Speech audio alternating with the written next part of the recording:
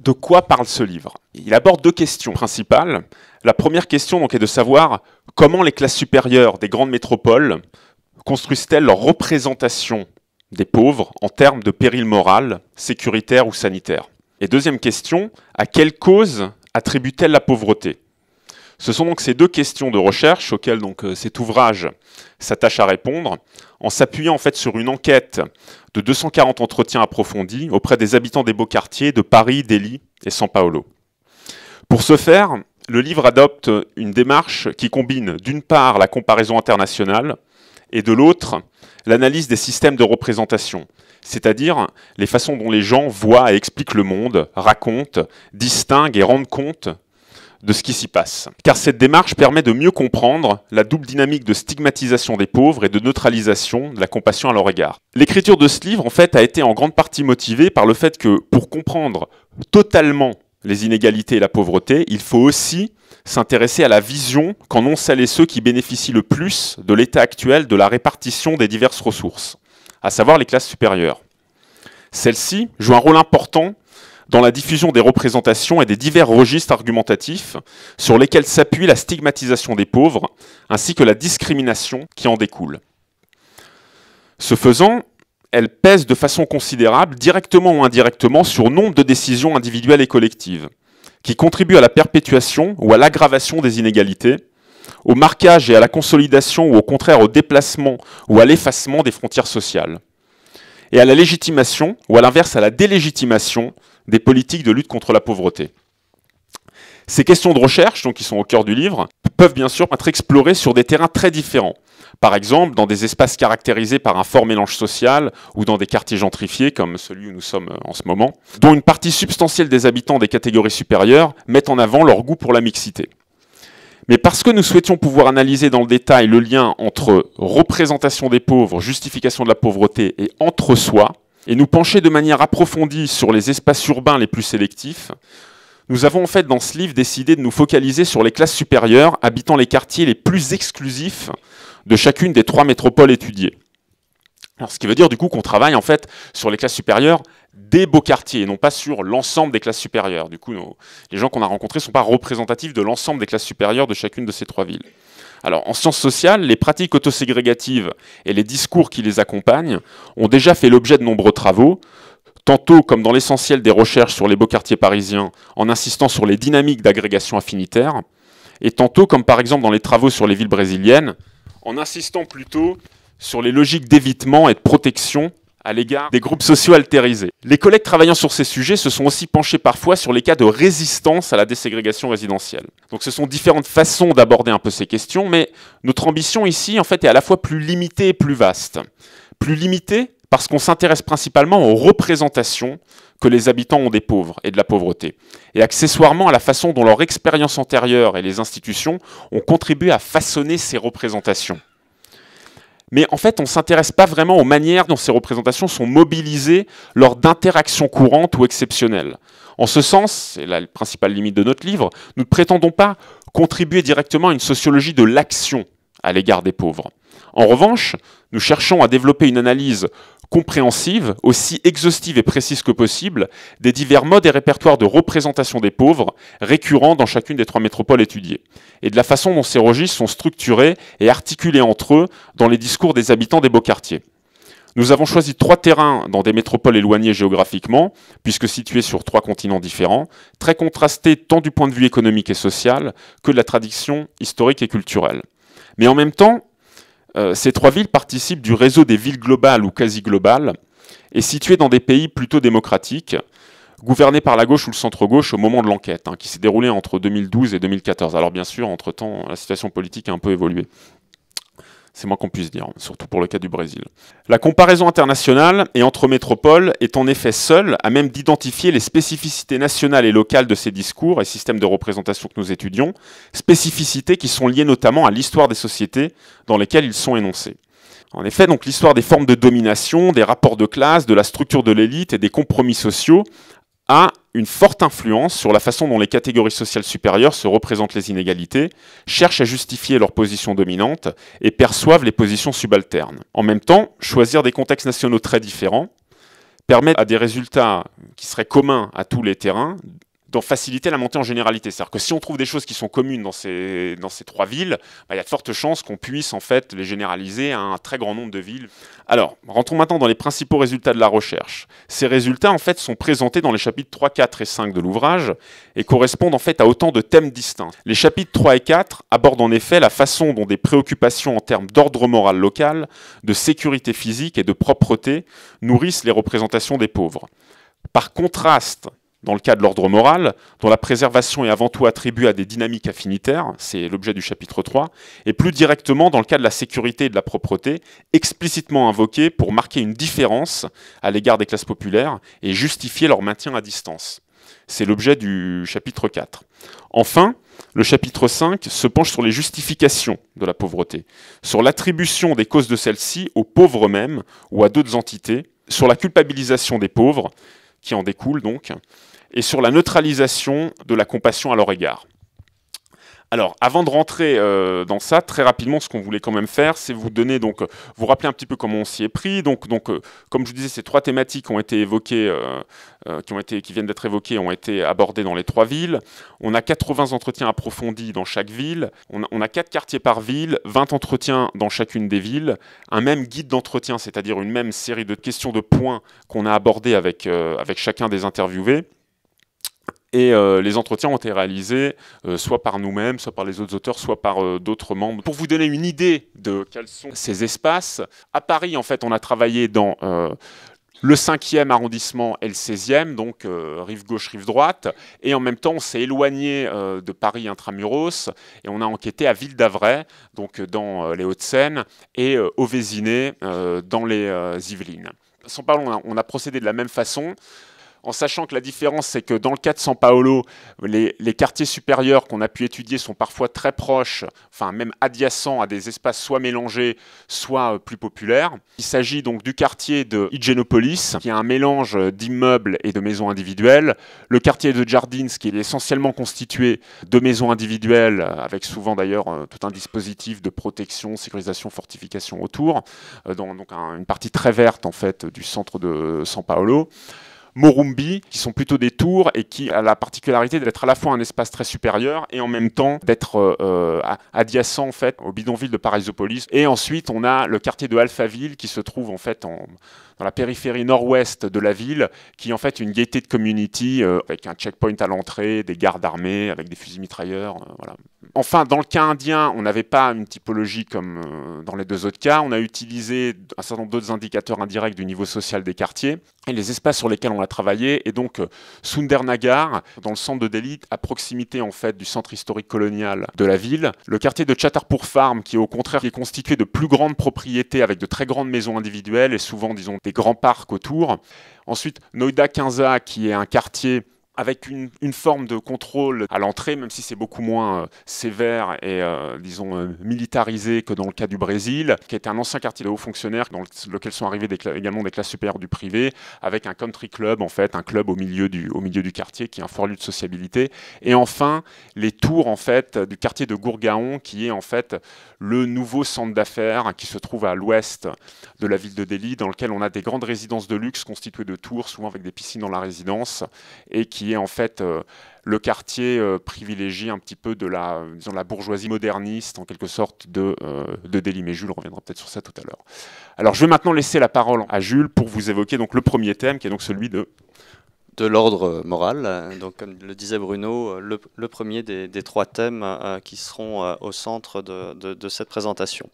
Alors, qu'est-ce qu'on entend quand on parle d'ordre moral dans notre ouvrage ? On fait référence en fait par là à un ensemble de marquages de frontières symboliques et morales sur lesquels un certain groupe est d'accord. Alors pour le dire plus simplement, on fait référence à l'idée d'un consensus autour de façons bonnes et respectables de se comporter.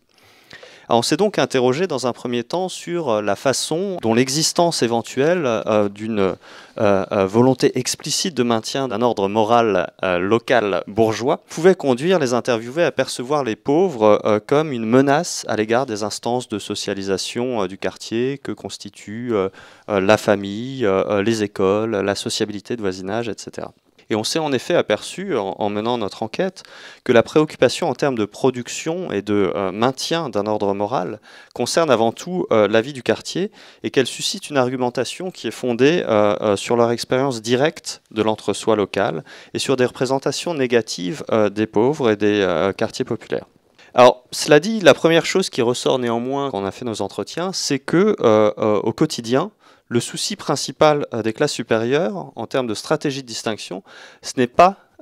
les pauvres, ce n'est pas de se démarquer des classes populaires. Par contre, nos interviewés cherchent souvent activement à se démarquer des classes moyennes supérieures et des classes moyennes qui sont plus proches d'eux et vis-à-vis desquelles ils tiennent à affirmer et défendre leur supériorité statutaire. Alors pour des raisons qui sont indissociablement identitaires et stratégiques, et stratégiques j'entends par là en termes de reproduction sociale, ils tiennent par exemple à ce que leurs enfants grandissent dans des quartiers et fréquentent des écoles qui, pour reprendre leurs mots, leur correspondent. Et c'est principalement en fait plutôt lors des très rares occasions où cet ordre moral est très directement menacé par une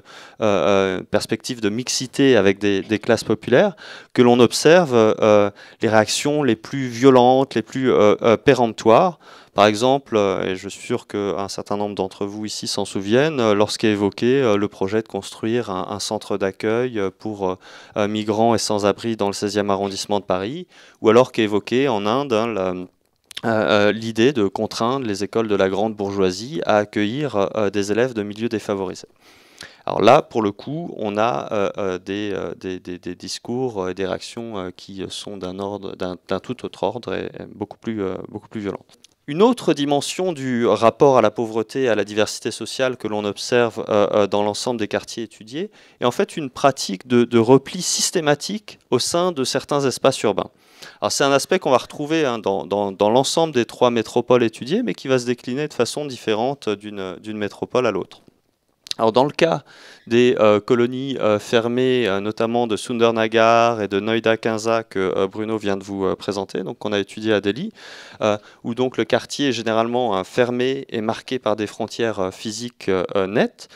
Dans ces cas-là, la rue et les espaces locaux communs, contrairement à ce qu'on va observer à São Paulo, ne sont pas vécus en rupture avec l'espace du logement, mais plutôt comme dans la continuité de celui-ci, tout en facilitant en quelque sorte une transition progressive du domaine privé vers l'espace public.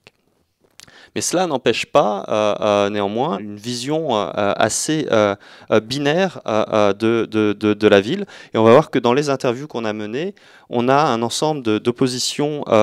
symboliques fortes entre des endroits où ils se sentent à l'aise et d'autres qu'il faudrait au contraire chercher à absolument éviter. Et c'est des oppositions donc, qui vont insister sur le contraste entre le sens de l'ordre qui caractériserait les beaux quartiers, leur quartier en particulier, et le chaos du dehors, des oppositions entre les colonies fermées et les rues ouvertes à tout va, entre les personnes supposées civilisées des beaux quartiers et ceux qu'ils appellent les roadies, les mauvais garçons des villages urbains. Et là, en fait, on retrouve une opposition qui correspond de fait à une opposition entre caste supérieure et groupe de basse caste. Et voilà, c'est des oppositions qui marquent et scandent vraiment l'ensemble des discours qu'on a recueillis. Et donc leur pratique d'entre-soi, d'évitement et de retrait vont conduire les résidents des quartiers les plus privilégiés de la capitale indienne à délaisser les espaces véritablement publics, y compris les plus proches de chez eux. Et là, cette question du rapport à l'espace public est vraiment centrale. Bruno va revenir tout à l'heure dessus dans la question sur la sécurité. Nos interviewés à Delhi se disent contraints de vivre dans ce qu'ils décrivent comme des bulles, des cocons, des îles. C'est vraiment le vocabulaire qu'ils emploient eux-mêmes. Et donc dans ces bulles, l'existence des plus riches se déroulerait se déroule en l'occurrence, de manière largement protégée et autonome à l'égard de ce qui se passe ailleurs dans la ville. et leurs quartiers, leurs rues sont toujours, donc, comme on vous le disait, plus ou moins privatisés, surveillés, et constituent donc la première de ces bulles, de ces cocons, et du coup une échelle essentielle du déploiement de la sociabilité bourgeoise. Mais ces cocons incluent aussi également d'autres espaces comme les grands clubs exclusifs de la bourgeoisie de Delhi, comme le Delhi Golf Club, le Gymkhana Club, mais aussi des grands hôtels de luxe, des restaurants chics, certains centres commerciaux, etc. Alors, à São Paulo, l'éloge explicite des multiples dimensions affinitaires et positives de l'homogénéité de classe est là aussi un thème central des entretiens. Et on retrouve également un grand nombre d'entretiens dans lesquels est marqué un attachement fort voilà, aux caractéristiques du quartier, parce que les interviewés estiment eux aussi que le cadre privilégié qu'il leur offre est indispensable pour se sentir à l'aise dans la vie de tous les jours. Mais de manière particulièrement révélatrice, des 3 métropoles qu'on a étudiées, São Paulo est aussi le cas dans lequel l'exigence de distinction et de reproduction sociale des classes supérieures est la plus directement et la plus explicitement liée à une volonté d'expulser les pauvres des espaces publics du quartier. Et les interviewés paolistes expriment en effet assez clairement une volonté de vivre dans une ville qui serait libérée des pauvres, dont la présence est perçue comme délétère pour l'harmonie locale. Et cette volonté de préservation des quartiers bourgeois est d'autant plus prononcée à São Paulo que l'évolution de la population du centre-ville en fait, au cours des dernières années, constitue aux yeux de nombreux d'entre eux un exemple emblématique de la déchéance locale que la mixité et les modes de vie des pauvres sont susceptibles de provoquer. Et ils mentionnent très régulièrement l'existence d'un marché du crack à ciel ouvert dans cet espace, qui est situé très proche d'Higiénopolis, l'un des quartiers étudiés.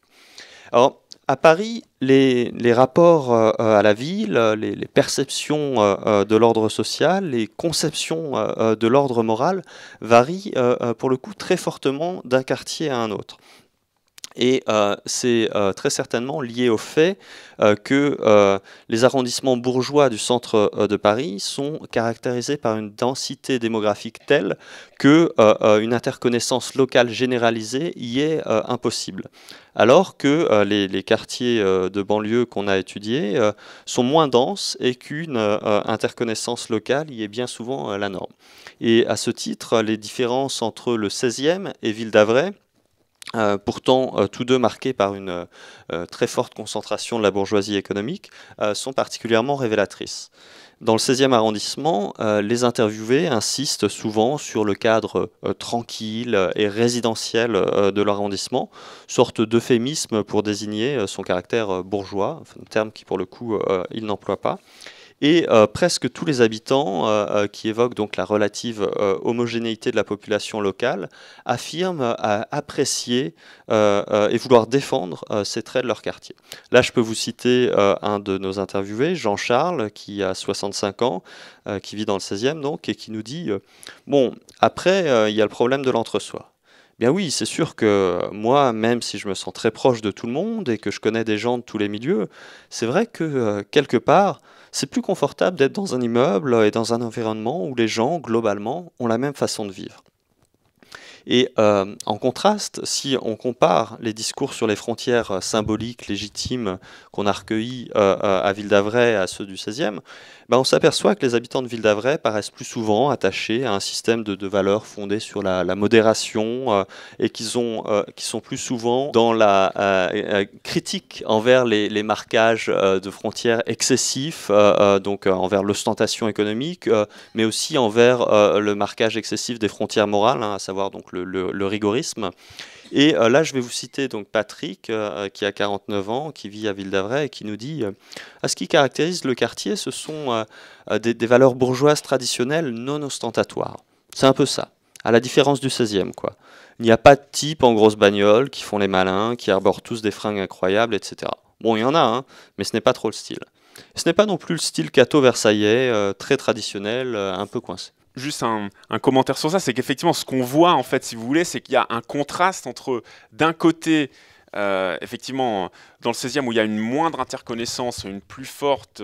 attachement au marquage statutaire, donc du coup, y compris à des formes de compétition en fait, entre différentes fractions des classes supérieures et moyennes supérieures, alors que dans le cas de Ville d'Avray, il y a en fait une volonté de construire en fait, du lien social local, un capital social local, et donc un certain nombre d'habitants partent du principe qu'il ne faut pas être trop quand même dans la compétition, soit morale, soit économique avec ses voisins,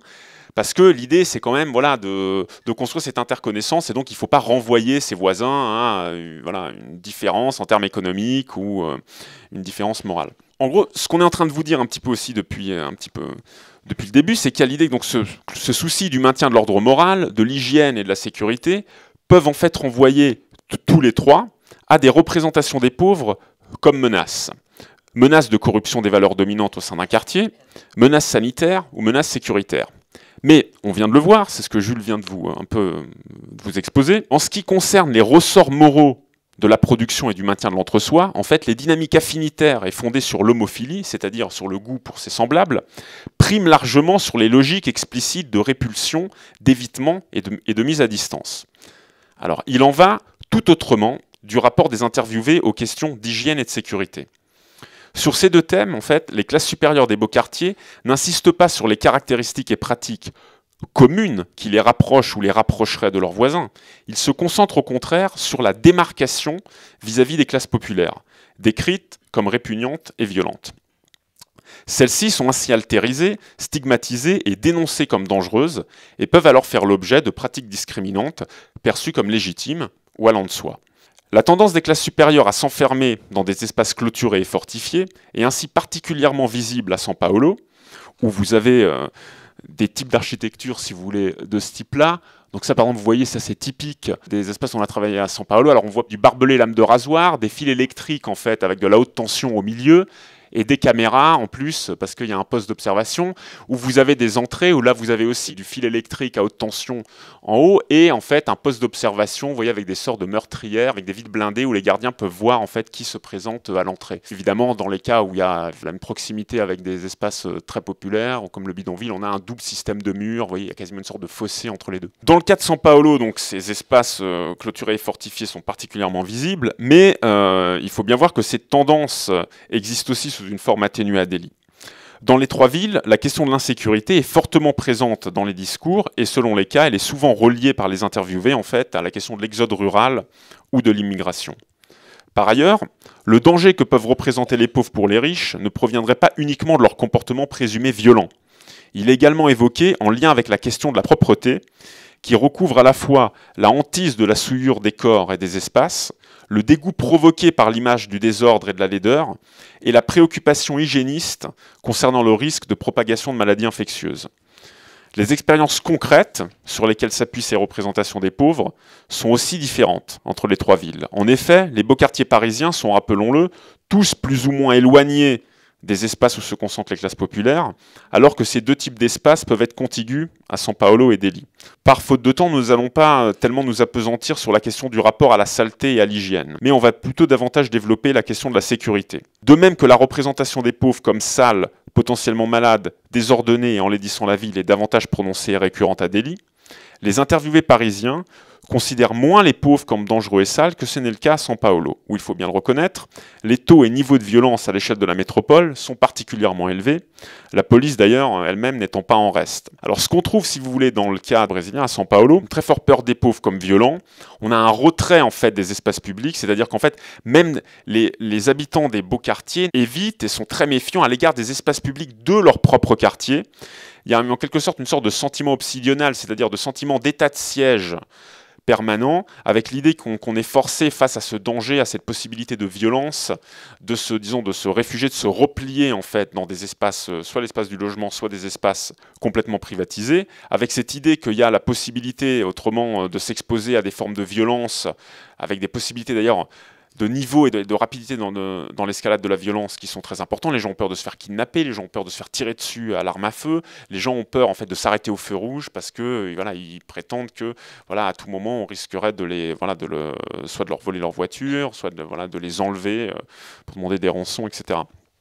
dans les cas les plus extrêmes. Mais, et c'est ce qui est paradoxal, c'est que néanmoins, on a dans ces mêmes immeubles, dans ces mêmes résidences, une présence de classes populaires au sein même de ces quartiers, comme gardiens et personnel de maison. C'est-à-dire qu'en fait, ces mêmes pauvres qui sont considérés comme violents et comme sales sont en fait ces mêmes personnes qu'on va engager en fait pour assurer votre sécurité physique et pour assurer la propreté du quartier dans lequel on vit. Donc en gros, ces catégories, si vous voulez, qu'on a au début, qu'on a stigmatisées comme porteuses de ce type de stigmates, de tares, et ben en fait sont celles auxquelles on va recourir pour se protéger du problème. Ce qui provoque évidemment une complexification du sentiment obsidional. Les gens vont reconnaître qu'en fait les gens dont ils ont peur ressemblent, sont similaires à leurs gardiens ou à leurs femmes de ménage, et du coup il va y avoir des volontés de contrôle sur, on va contrôler le gardien avant qu'il arrive et qu'il se mette lui-même à contrôler d'autres gens, on va contrôler évidemment les femmes de ménage, on va faire en sorte que leur famille ne puisse pas venir les voir sur leur lieu de travail parce qu'on considère que leur famille est une source de danger potentiel, etc. On va faire vacciner les femmes de ménage, des choses comme ça. Et donc, du coup, si vous voulez, c'est quelque chose qui rajoute encore à la tension, parce que pour essayer, malgré tout, créer un sentiment de confiance avec les gens qui travaillent pour eux, il y a des logiques paternalistes, si vous voulez, qui se mettent en place, mais en même temps, ce paternalisme ne peut pas être poussé jusqu'au bout, parce que, si vous voulez, l'idée dans le paternalisme, c'est qu'on se préoccupe de l'individu au-delà simplement de la fonction qu'il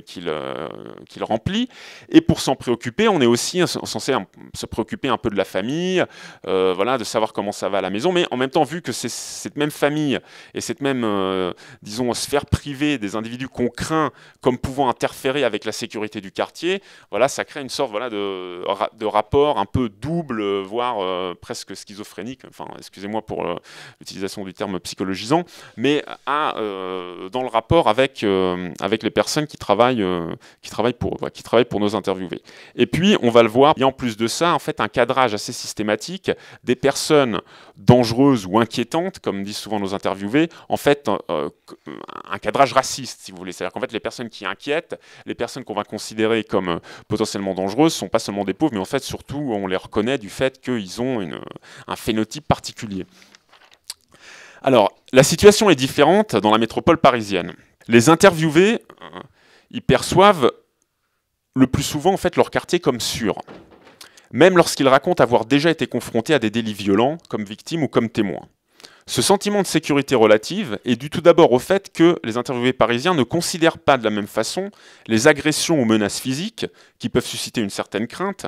et les vols sans violence qui sont en revanche envisagés sans trop d'appréhension. Les cambrioleurs ou la plupart des voleurs opérant dans les beaux quartiers sont en fait perçus comme des professionnels qu'on ne rencontre pas directement et qui ne représentent pas une menace pour l'intégrité physique de leurs victimes. Et d'ailleurs, en fait, ceux qu'on considère comme les plus problématiques sont ceux qui ne font pas preuve de ce professionnalisme, en fait.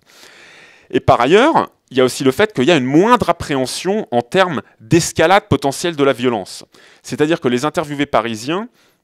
en gros, même quand ils ont peur éventuellement de l'agression ou de fréquenter certains lieux ou certaines lignes du métro à certaines heures, en fait, ont certes éventuellement peur de se faire agresser, mais n'ont pas peur, en fait. Alors, il y a évidemment le cas, il y a une dimension genrée à ça. Il peut y avoir une crainte, en fait, de l'agression sexuelle ou du viol qui peut être plus forte chez les femmes, mais néanmoins, rien de comparable avec le cas du Brésil. Et en fait, il n'y a pas évidemment la crainte de se faire séquestrer ou tirer dessus à l'arme à feu dans des espaces publics, contrairement à ce qu'on observe, en fait, dans les entretiens avec les interviewés brésiliens. Enfin, troisième cas, la conception de la sécurité qui prévaut parmi les riches habitants de Delhi est quant à elle qu'il est tout à fait possible de vivre en paix à l'abri du risque, à condition de prendre un certain nombre de précautions minimales, comme éviter de s'aventurer hors des beaux quartiers, ne pas sortir la nuit, surtout pour les femmes, ou ne pas conduire seul après une certaine heure. Pour le dire dans les termes du sociologue Luc Boltanski et de sa sociologie des régimes d'action, comme on dit, donc les interviewés n'ont jamais le sentiment de s'exposer à un régime de violence pour peu qu'ils suivent les routines appropriées, comme par exemple s'en félicite un de nos interviewés qui s'appelle Saïf, qui est un homme d'affaires de 65 ans vivant donc dans des quartiers dans lesquels on a enquêté, qui nous dit « Les gens comme nous sommes toujours dans notre véhicule. Vous allez d'un point A à un point B, vous allez dans les meilleurs hôtels, vous allez dans des restaurants, vous ne fréquentez pas des niveaux où vous pourriez potentiellement vous trouver en danger. » La question de la sécurité permet donc de révéler en creux trois types, en fait, si on compare les trois villes, trois types de rapports à l'espace public et à la mixité dans ces espaces. Si à Paris, les classes supérieures que nous avons interviewées revendiquent leur volonté d'imposer leurs normes de classe dans ces espaces, c'est-à-dire qu'en fait, on a des habitants qui fréquentent largement les espaces publics, qui veulent continuer à les fréquenter et qui veulent en fait que les normes d'interaction dans les espaces publics soient les leurs. C'est-à-dire qu'en fait, ils considèrent que la bonne façon de s'y comporter, c'est la façon dont eux s'y comportent, et ils veulent donc en fait qu'un processus de disciplinarisation qui se mette en place pour que l'ensemble des gens qui sont dans ces espaces soient forcés de se comporter comme eux. En revanche, dans le cas de São Paulo, on a des interviewés qui se sentent en fait exclus malgré eux des espaces publics et qui les perçoivent comme des sources de menaces constantes, ne leur laissant que peu de répit, voire aucun, tandis qu'à Delhi, les espaces populaires perçus comme dangereux sont tout simplement évités et les pauvres présents dans les espaces bourgeois sont généralement considérés quant à eux comme pacifiques et intégrés à la vie locale. Donc on a vraiment une segmentation des espaces, des espaces publics entre espaces fréquentables et espaces infréquentables. Voilà. Donc j'en arrive maintenant au troisième et dernier grand thème de notre ouvrage, la question de la justification de la pauvreté. Et ce dont on s'est aperçu en menant cette enquête, c'est que les habitants des beaux quartiers déploient très fréquemment de grands efforts argumentatifs pour tenter de justifier précisément cette pauvreté, c'est-à-dire à la fois d'en identifier les causes et éventuellement aussi les responsables.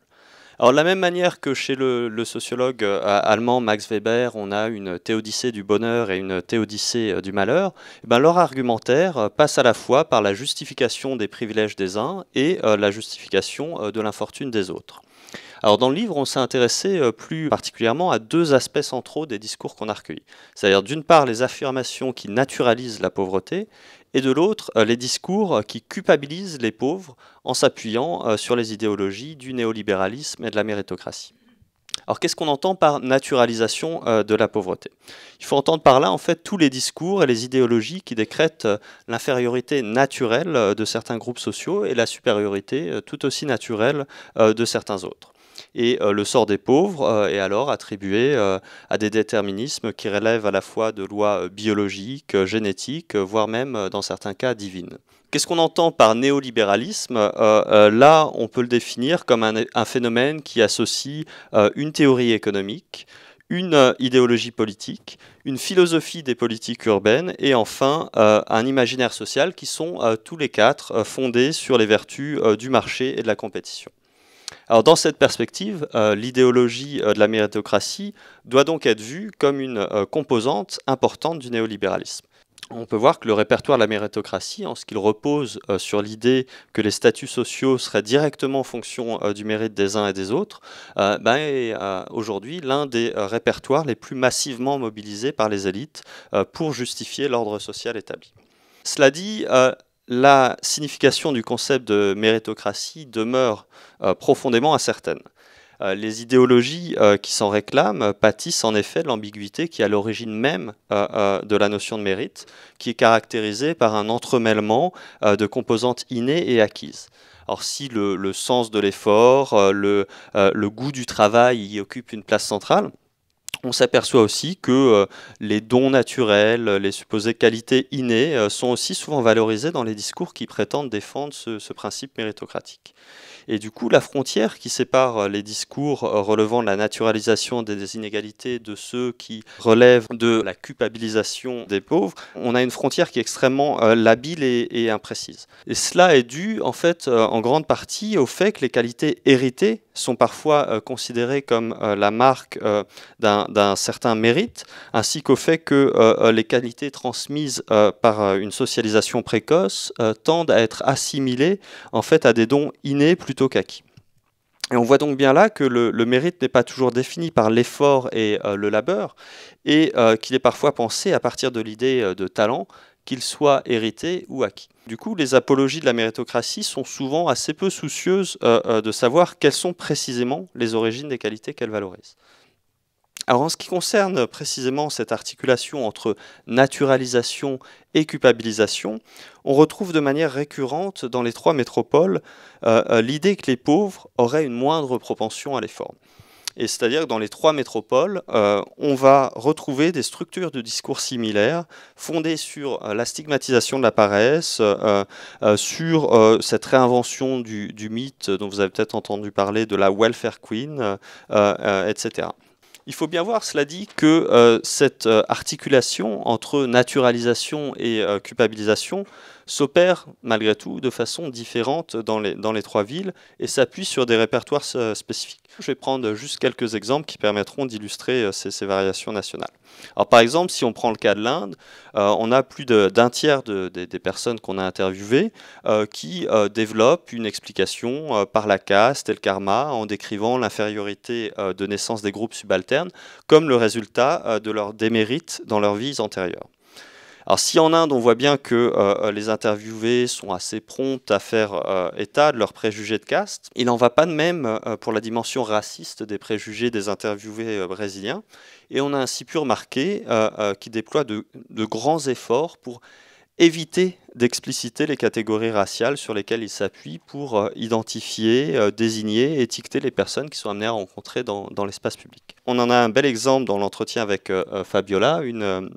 une habitante de Murumbi qui a 59 ans et qui nous dit, je la cite donc, là il y a le quartier de Campobello. C'est un quartier où on passe parfois pour aller à l'aéroport et si la voiture n'est pas blindée, la personne en l'occurrence roule dans une voiture blindée, c'est effrayant parce que les gens là-bas sont trop bizarres. On voit même des gens comme ça, de la drogue, ces clics-là, etc. Alors on lui demande, mais comment vous définissez cette bizarrerie ? Ce bizarre dont je parle est ce qui est étrange, ce qui n'est pas conforme à ce à quoi on est habitué. Quand on voit ces groupes un peu fermés, avec le visage étrange, vous savez, je ne sais pas, on trouve peut-être cela bizarre, non? Mais de toute façon, je pense que pour moi, ça fait peur quand on s'arrête au feu. On lui demande, pour essayer de comprendre un peu mieux, ils sont différents? Ils sont différents, ils sont mal habillés, ils ont un visage, disons, plus agressif, donc un regard plus agressif. Je trouve ça différent. Alors on essaye de comprendre un peu mieux. C'est une question de couleur. Non, je pense que c'est mélangé, métis. C'est-à-dire que des blancs, tout blancs, non, je n'ai jamais remarqué. Des métis, non? Donc on voit que cet acharnement à dissimuler les catégories racistes sur lesquelles ces personnes s'appuient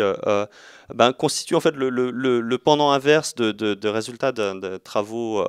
qui ont fait date dans les sciences sociales ces dernières années, de Michel Lamont et son équipe qui avaient comparé les stratégies de déstigmatisation au Brésil, en Israël et aux États-Unis. Et ils remarquaient en fait que les membres des groupes racialisés au Brésil ont plus de mal à engager une confrontation lorsqu'ils sont victimes de racisme, parce qu'en fait, bien souvent, les situations auxquelles ils sont exposés ne laissent que peu de prise à la critique et à la dénonciation de la discrimination à l'œuvre. À Paris, cette euphémisation du racisme, on va la retrouver, mais elle passe par des répertoires un petit peu différents. Alors, si on a une partie des classes supérieures qui s'appuient certes sur des arguments biologiques pour justifier qu'il y ait des forts et des faibles, cela reste malgré tout minoritaire. Mais on a une autre forme de racisme qui est beaucoup plus diffuse et qui est celle consistant à essentialiser la culture de certains groupes et à en dénoncer le caractère irréductiblement arriéré qui les empêcherait systématiquement, enfin du moins à moyen terme, de connaître toute forme de mobilité sociale ascendante. Et c'est donc là bien du racisme, au sens large du terme, même s'il est fondé sur des préjugés culturalistes et sur ce qu'on peut désigner comme un processus d'ethnicisation des pauvres, plutôt que sur un processus de racialisation. Donc c'est en quelque sorte un racisme de l'héritage culturel plutôt que de l'hérédité supposée des pauvres, avec évidemment des cas où les interviewés nous expliquent que les deux se cumuleraient.